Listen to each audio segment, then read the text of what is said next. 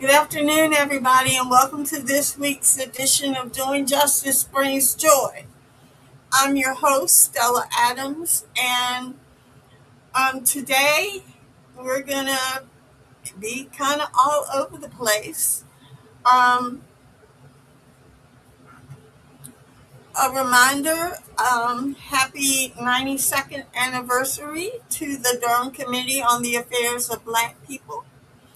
That will be holding its banquet tomorrow night, and and it's going to be a lovely affair. I'm going to dress up and be there, but I think more importantly, it represents one of the last pillars of Black Durham. Um, we talked a little bit about last week that Mechanics and Farmers Bank was being acquired by Optus Bank, which is another Black-owned bank out of South Carolina. Their merger is going to create the first Black-owned, as opposed to Black-led, um, financial institution. Um, Black Bank and CDFI, well, not financial institution, but Black Bank and Community Development Financial Institution. We're excited about that merger, but we're also sad at the loss of the legacy of Black Wall Street. Um, the three pillars of Black Wall Street were Mechanics and Farmers Bank, Mutual Savings and Loan, and Mutual Life Insurance Company. And it was anchored, and they were the founders of North Carolina College, which became North Carolina Central University. They funded Lincoln Hospital. The founders of these institutions were the founders of the Durham Committee on the Affairs of Black People. So we are talking about foundational Black financial legacy. The reason we have a substantial Black upper and middle class that is generations old is because of Mechanics and Farmers Bank and that Black Wall Street legacy. And when Optus purchases Mechanics and Farmers Bank, none of those foundational institutions, Mechanics and Farmers Bank, which purchased Mutual Savings and Loan, so at least they were still there.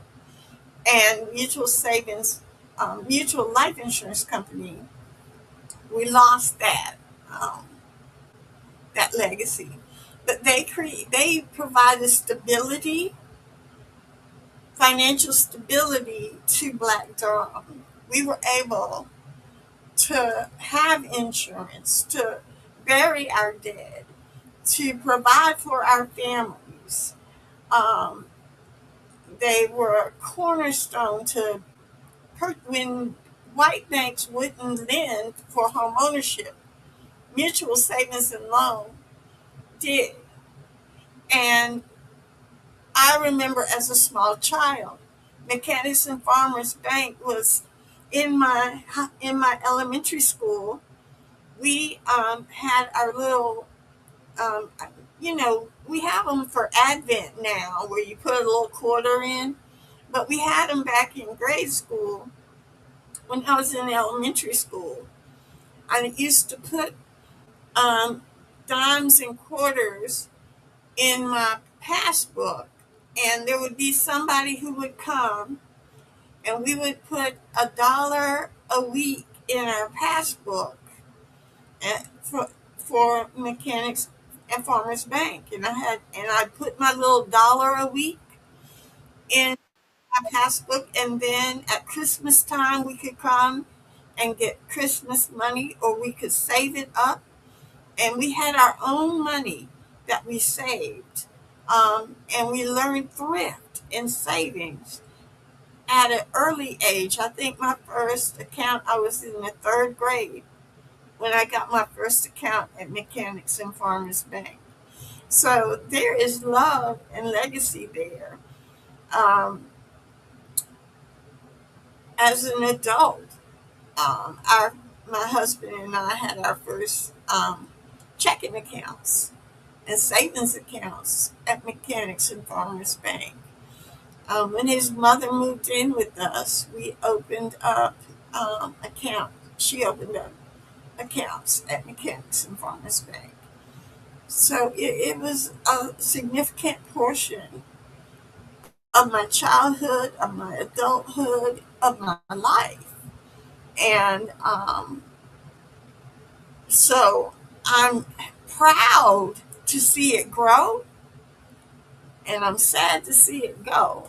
It will only bear the title Mechanics and Farmers Bank for a period of 2 years, and then it will become Optus Bank. As we're going through these weird political and economic times, it looks like I was doing some research this week around Medicaid, the care economy. Danielle's going to be here at the end of the month. That's my daughter. She works for Oxfam America.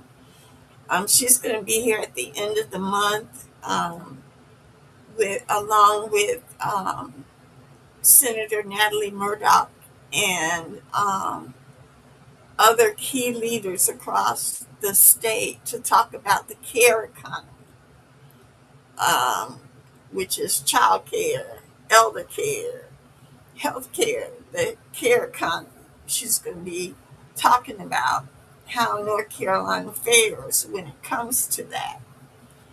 And so I've been doing some research, um, pulling together some history, and we're not heading in the right direction. I was looking at Social Security. They keep talking about. I think the Triangle Business Journal did a story today about the the demographics of North Carolina and how they're changing. And when I looked at that report, that article, it reminded me of the concerns raised by Danielle as she was discussing this care economy. And we are about to be in the same situation we were prior to Social Security Act being passed in 1935. For it used to be that for every one person turning 65 and retiring, there were two people entering the workforce to replace that retired person that was on Social Security. According to data that was cited in the article by Triangle Business Journal today, That's 1 to 1. So for every person 65 that leaves the workforce, and let me be real clear, there are not a whole lot of 65-year-olds leaving the workforce. I'm just going to be real with you. Um, there's one person coming in to the workforce. It's a 1 to 1 replacement now rather than a 2 to 1 replacement. And if you, with the attack that this government has made on immigration and foreign born folks coming into our country, that number is going below 1 to 1 replacement in the workforce. Which, and on top of that, the number of Americans who are over 100 jumped from 145,000 to over 400,000 in like 20 years. And in North Carolina, we have over 15,000 centenarians, which is a good thing because I'm looking forward to that, except I don't want to look forward to that old, sick, and poor,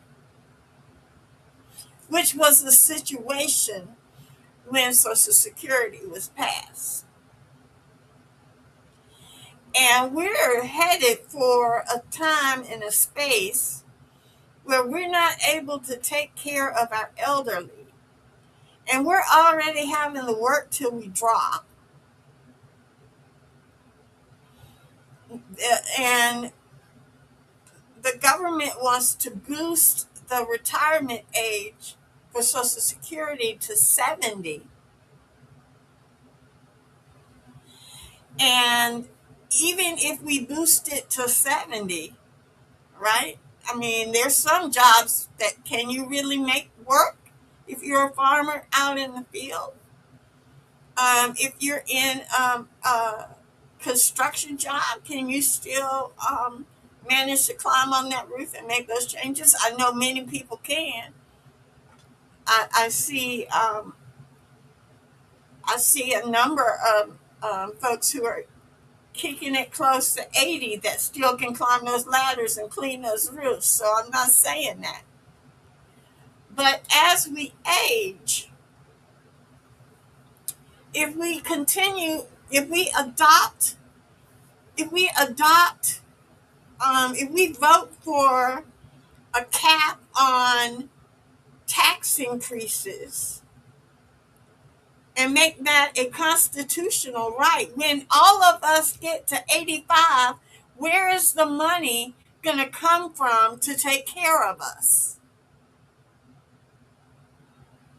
We are reverting back to the conditions that existed before 1935. And let me tell you, when we talk about this care economy and the undervaluation of people who are providing this care, women who are staying home, and staying, getting out of the workforce because they have to take care of their elderly parents or their young children because they can't afford childcare. And the childcare industry can't afford workers. And the healthcare industry can't afford workers. And the nursing home industry can't afford workers. And workers are undervalued and underpaid. And who wants to go into a care profession when you can make more money working at McDonald's?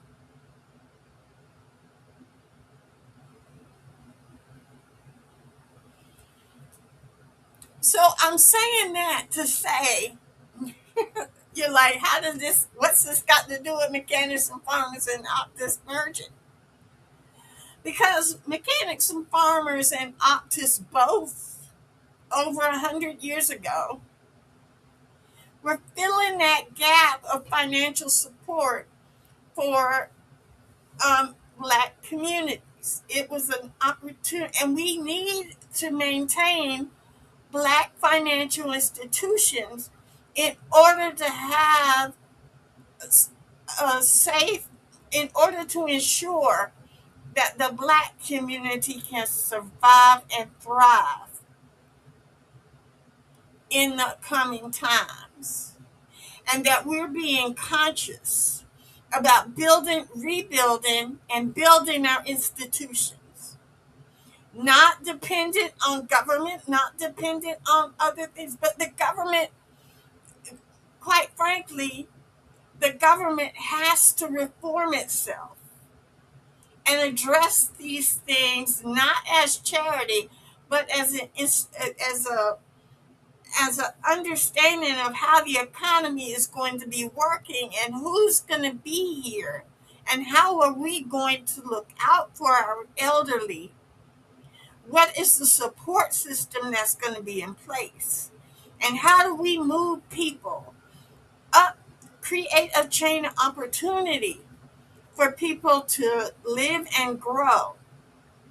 Mechanics and Farmers Bank and Optus Bank are key to the future success of Black people in North and South Carolina, and I envision their growth over the next 5 to 10 years to include our brothers and sisters in Georgia and Tennessee and Virginia. I see this as opportunity. I'm very supportive of the concept, but I want them to leave no child behind. Don't leave Durham behind. Don't leave Winston-Salem behind. Don't leave Columbia behind. Let's join hands and build a network of Black net worth across um, across the South, starting with the Carolinas, building a very strong base here in the Carolinas, and then expanding that out to Black America. That's my hope. I am part of a network of Black organizations that will be meeting with the leadership and and sharing our joy about this merger, but also sharing um,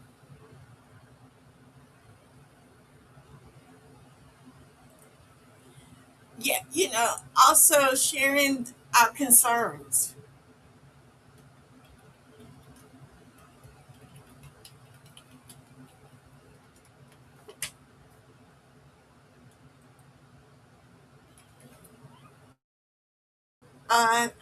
So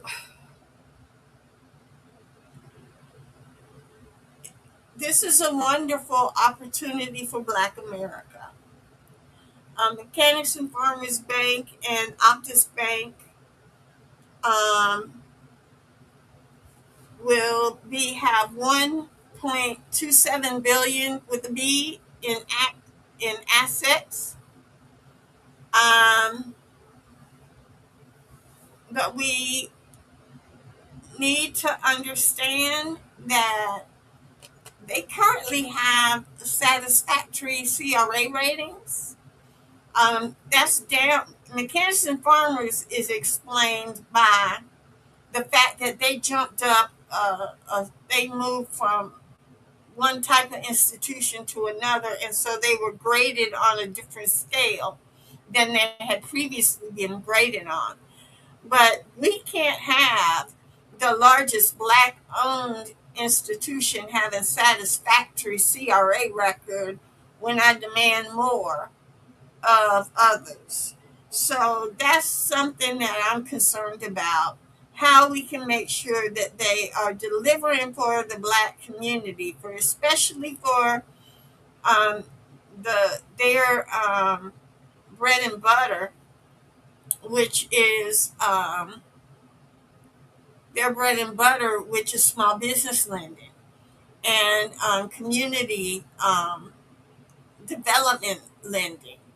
We need them up front and center when it comes to that kind of opportunity. Um, the you know we are excited about this. I want to make that clear. We're looking at um, a combined 10 branches across 2 states, with the majority of those 8 branches in North Carolina, 2 branches in South Carolina. So we certainly expect to see some growth. And we know that our South Carolina partners are looking forward to some growth and some new um, opportunities in South Carolina for offices. We're concerned in Durham that we're going to be losing our headquarters. Um, the combined organization is going to have 131 employees. We think that growth is going to happen, um, and we're really excited about. Um, but they could deploy more capital. They both are a little stingy when it comes to deploying their capital. They've been real good about their equity, net income, everything that they do as a bank. They are solid as a rock when it comes to their future in terms of how the management of both banks has been incredible. I will say that Mechanics and Farmers has been a little bit more conservative over the past 3 years than Optus has. Um, Optus has been a little bit more aggressive in its asset acquisitions, and so um, it's going to be interesting to see how these two philosophies merge um, as they as the growth happens. Um, but we're really wildly excited about it because of what it means for maybe and preserving. I always believe in that you have to put the mask on first, and we're about to face a severe bumpy ride economically and socially and civically as a Black America. We are about to see the pattern is clear. We got one chance to put a stop on that, and that's in November. And if we fail to stop this train, if we fail to stop this train in November, our our future is going to look like we're going to go back to the real Jim Crow. This is no sophisticated Jim Crow. They're bringing back straight up no chaser stuff. Did you all see in the paper yesterday? Did you see on the news last night that ICE is getting shot gloves that they're going to use on people? How soon do you think they're going to be using that on our babies out here in these streets? That's torture. That's cruel and unusual punishment. And we're it's a news story that just pops up, pops down, like ain't nothing to it but to do it. Y'all better wake up and show up in November.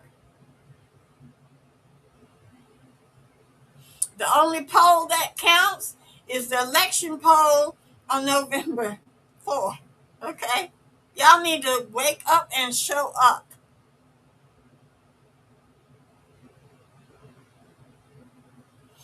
Anita Earls is looking good in the Rasher polls that came out this week. She's looking good. She's up by 4 points, but we know that that Supreme Court seat has been won by less than 1,000 votes for the last 10 years. We can't sleep on that. We can't feel good about that. We know better. Better show up.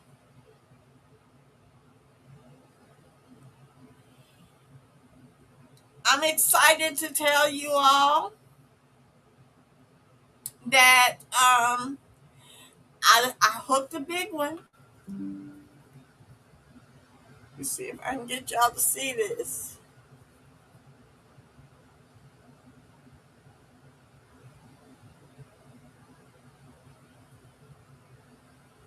Sixth Generation, the autobiography of Mel Watt.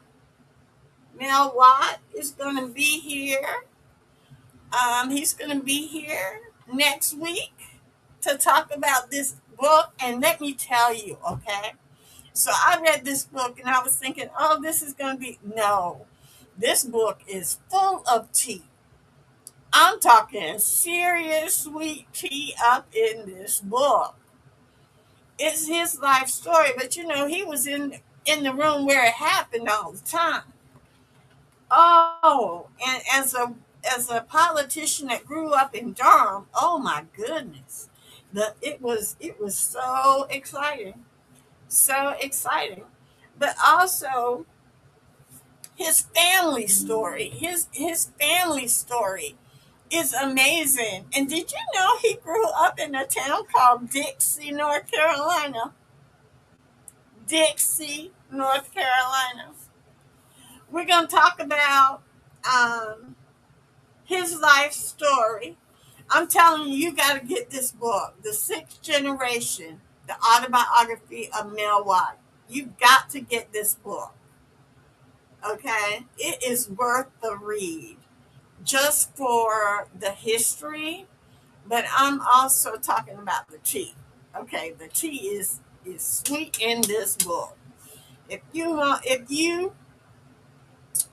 to know about the 1992 presidential race and how Bill Clinton won North Carolina and how we sent two black congressmen, Mel Watt and Eva Clayton, to Congress that year, and the backstory about how I think Clyburn and Eva, all the back channel on who got to be president of the freshman class, and how Mel did the deep work um, and went and got on like a committee nobody wanted, but it was a committee that was essential, and how he played Hollywood and how he went on to work in the Obama administration. There's so much tea in this book, people, so much tea. And we're going to have him all for a whole hour next week to talk to us about his book, The Sixth Generation. And buy your copy at melwatt.com, and he will autograph your book. Yes, he will. And so I'm looking forward to it. We're gonna have a good time with it, and so I'm just hopeful.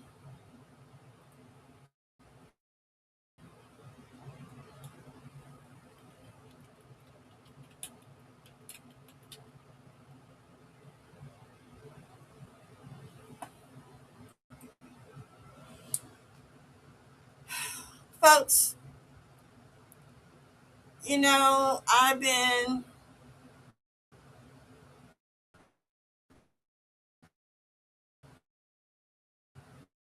doing Community Reinvestment Act, like civil rights activist work for over 30 years. And one of my partners in crime in the struggle,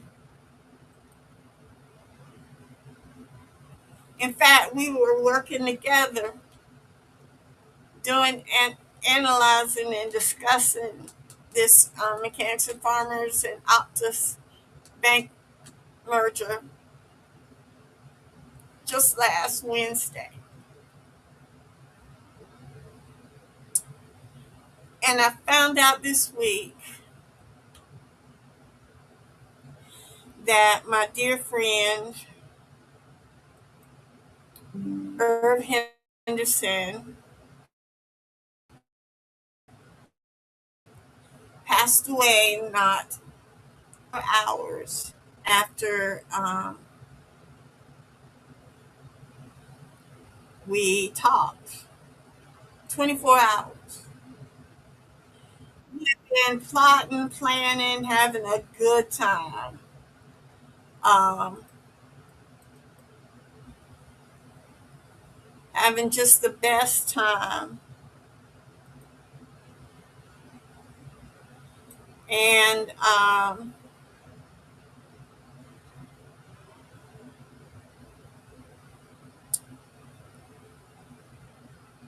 found out Monday that he passed away. Now, a lot of you all don't know that Irv is was a fundamental part of my um,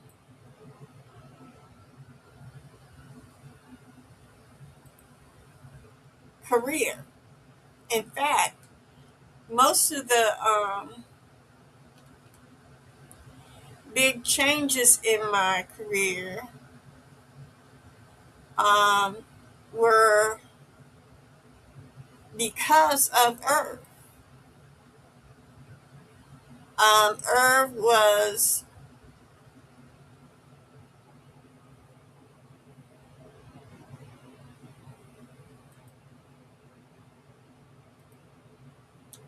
the person who was the first chair of the board of the North Carolina Fair Housing Center that hired me to be its executive director. He and Peter Skillern um, taught me everything I know about CRA. Um, he and Peter Skillern really, particularly Irv, he really let me understand how community reinvestment impacted Black communities. He also encouraged me to work with NCRC, which you know I have spent over 30 years of my life with NCRC. And I was introduced to NCRC by Irv. He was also responsible for the very first national training contract I got with the NAACP, the national NAACP, to do training around predatory lending across the country. Um, he was my friend, but we were always sparring. And they say that iron sharpens iron, and people and a person sharpens a person. And so we have to remember that. That's Proverbs 27:17. I know I was paraphrasing, but I do want y'all to know how much I care um, for him. And my condolences go out to his wife and children and grandchildren and those of us um, who have worked with him over the years. I just want to honor him uh, in his legacy. And they have on the kudos board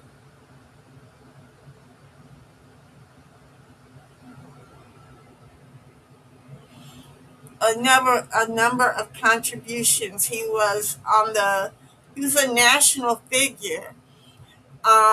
He has more um, presidential pins from more presidents than you can imagine. He has pins from um, Bill Clinton, um, I think George Bush, and Obama. He was well regarded by, he was beloved by NCRC, the National Trust for Historic Preservation, Main Street USA, um, and Community Capital. Those are the things he worked on, right? Community reinvestment, community development, financial institutions, um, preserving historic treasures of our community, including and specifically preserving Black heritage and history through his work. He just was an amazing person, and I just honor him and love him so much. And in I looked through over 500 pictures, and there's only one of me and him, with me and him in the same frame. We were in the same room, but with just me and him in the same frame, uh, there are not that many um, photos. He was an amazing speaker, a policy person. He was on point and on time, and he just you just deserve to know who he was. You just deserve to know who he was. Here he is with bank regulators, um, holding fort. He and Jesse Jackson were very close friends. There are a couple of photos of him. He was national figure. Um, he knew his stuff. He was the best. Here's a picture of me, him, Reverend Barber, Bob Dickerson out of Alabama, and my dear friend John Taylor, who was the president of NCRC. This is the only picture with me and Irv in the same frame.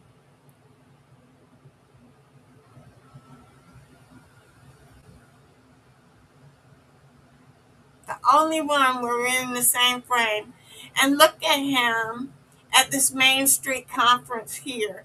Look at all the people, thousands and thousands. It's like a rock star.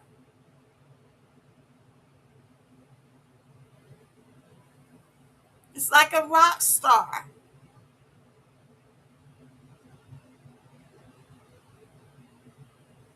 And here, giving the side eye to a regulator who's talking smack. He had good side eye. Oh, this right here is me, but you can't see me.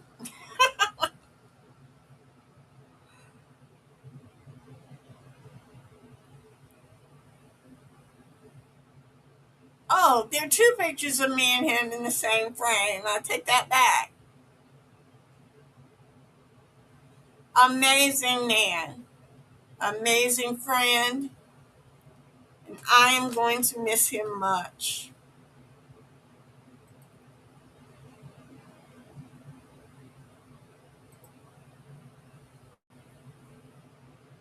I am going to miss him much, but I am going to continue to do the work that he and I we had the work he left for me to finish. Trust me, I'm going to do that. I got the assignment. In fact, I got it 24 hours before he passed, so I will complete the assignment, Earth. I promise you, I will complete the assignment.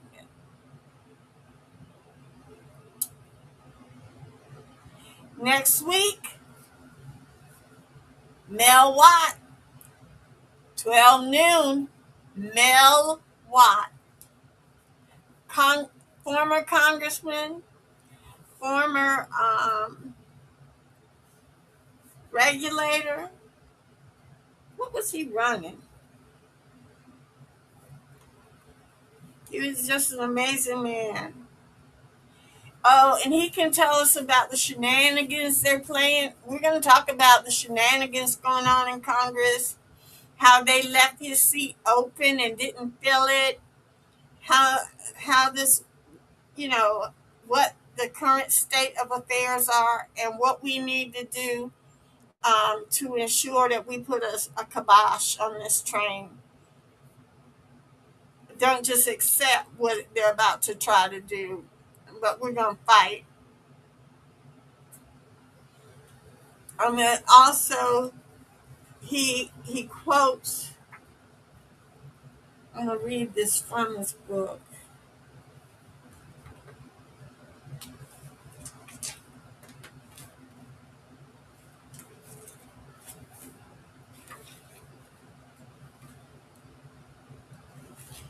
He wrote in his book about Congressman George White, who represented the 2nd Congressional District back in 1901. And he was the last black representative in Congress. See, this ain't the first time they've done the shenanigans with these districts. Not the first time. This is not the first time. And so in 1901, George White gave his final speech on the floor of, he was the last black man standing in Congress. And he wrote in 1901, "This, Mr. Chairman, is perhaps the Negro's temporary farewell to the American Congress. But let me say, Phoenix like, he will rise up someday and come again. These parting words are in behalf of an outraged, heartbroken, bruised, and bleeding, but God fearing people, faithful, industrious, loyal people, rising people, full of potential." And then Mel Watt says on January 5th, 1993, Eva Clayton and I showed up together, picked up our official congressional pins, pinned them on each other, and sat next to each other as we were officially sworn in as only the first and second African Americans from North Carolina elected to Congress since Congressman George White delivered his prophetic words 90 years earlier. People, we cannot let the election the voter suppression tactics that the Republican Party is trying to use make us rinse and repeat this history.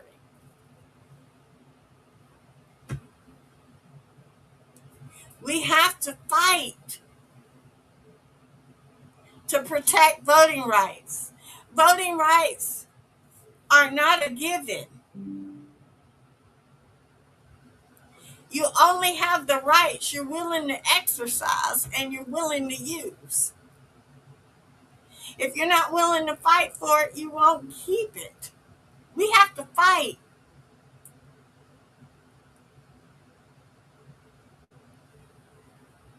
But we have to understand what we're fighting for. We have to understand what it is we're protecting. We are not protecting the status quo. We are protecting a future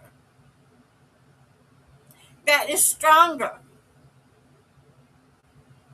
and better and more prosperous and more secure and more dignified than the one we have today. We're not fighting to maintain the status quo. We are fighting for change, but not just any change. And not change that'll someday happen. We need a forthright, deliberate plan to make it happen.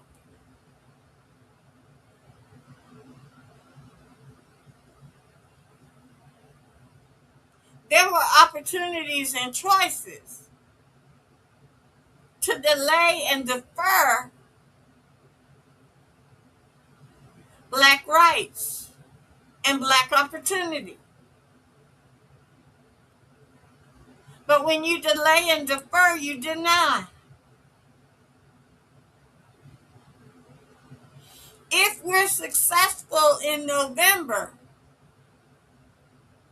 delays and deferral are not options on the table. You are not going to compromise the future of our children and grandchildren. That's the price of victory. We expect our share of the spoils,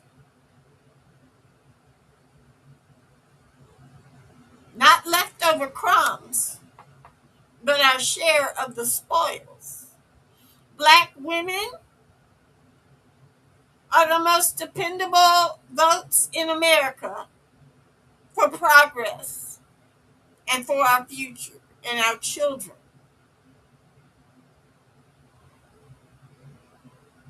And yet, the least valued in our economic system. We're the backbone of America, but we don't get paid. Job losses, we took the brunt of them. 100%,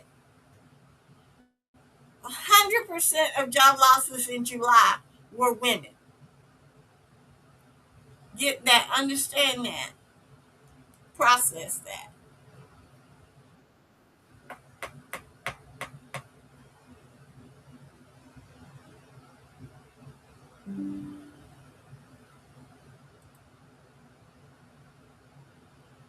Mel Watt will be our guest next week. I'm excited about this book.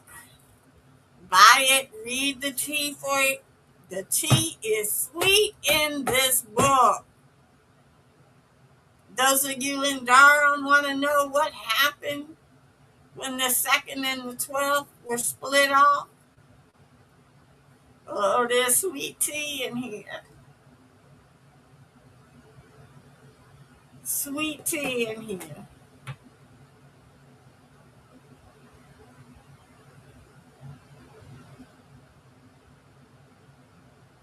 I love this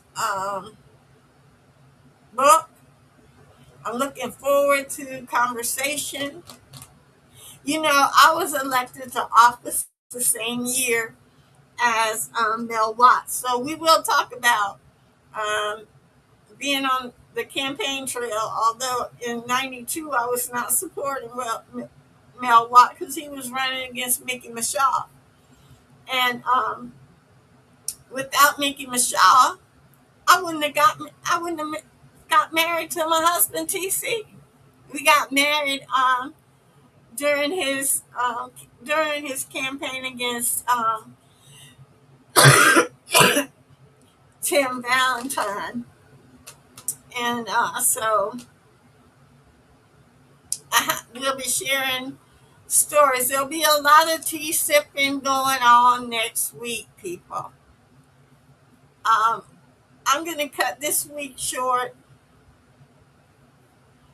Thank y'all. Looking forward to a really fun show next week.